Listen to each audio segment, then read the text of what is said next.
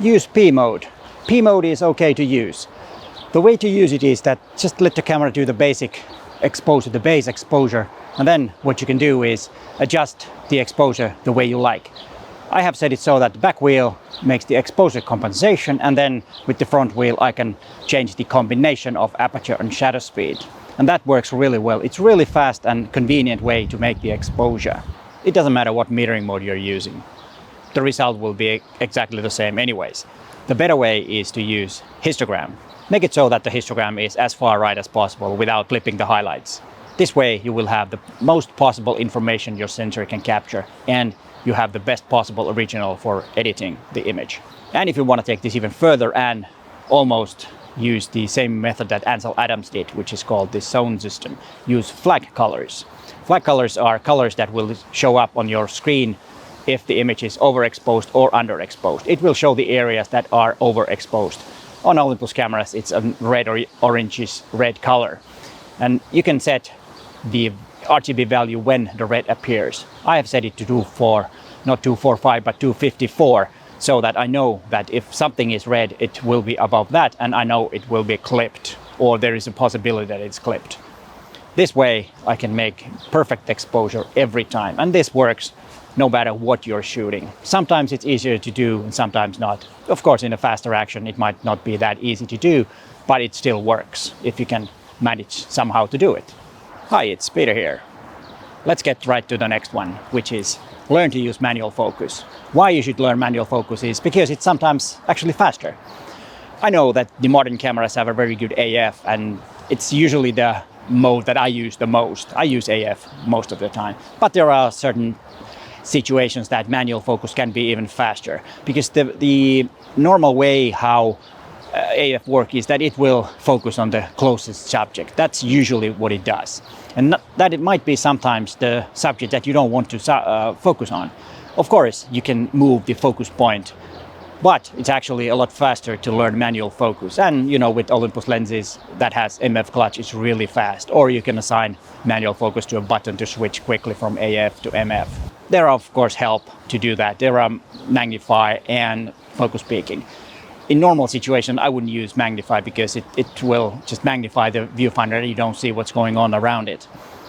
But for example, macro photography or some places where you don't need to see what's going around, you have a certain subject that you want to focus on, and it doesn't matter what happens at the edges of the image, then magnify is okay. But then you can also use focus peaking, which is the best way in my opinion. It will show some intense colors on the places that the image is sharp. And what I found out that with OM1 I don't even need to use the focus peaking in most cases, because the EVF is so bright that I can actually see if the image is tacked sharp. It was a bit harder with the older Olympus cameras, but it could be used. But then on those I will use focus peaking. Use auto ISO. That is something that I haven't used that much. It's just because I'm so used to, back in the days, just that ISO or ASA that it was called back in the days was fixed. When you put a film in, it was that particular ISO or ASA that you had to use, and it wasn't part of the exposure equation like it is nowadays.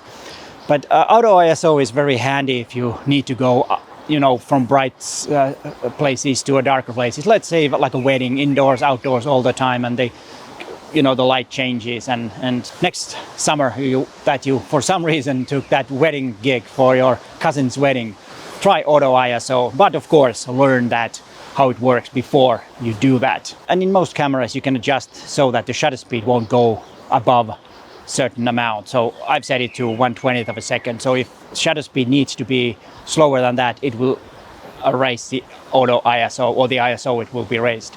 And that I can make sure that I always have the lowest ISO as possible on my camera.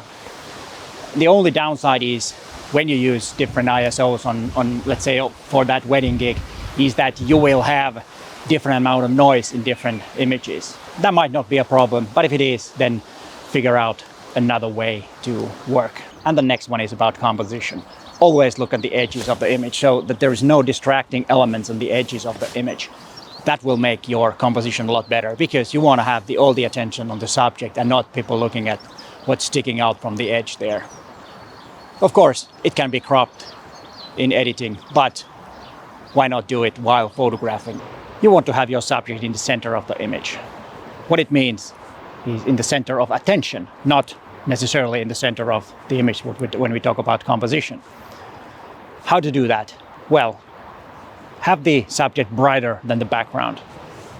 That's the simplest way to do it. Sometimes when it's an overcast weather like this, it might not be that easy. But like here, my face is a lot brighter than the background. So try to place the image, or not the image, but the subject, so that there's a background that is darker than the subject. If you cannot do that, then you need to do some editing and fix that. And that's my next tip.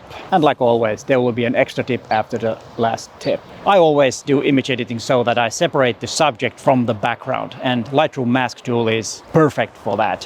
What I do is I select the subject twice and then make the other selection invert, and then adjust separately the background and also the subject, so that I can get the luminance difference on those, so that I can make the subject pop out so that you will see it first, and it will make the image a lot better.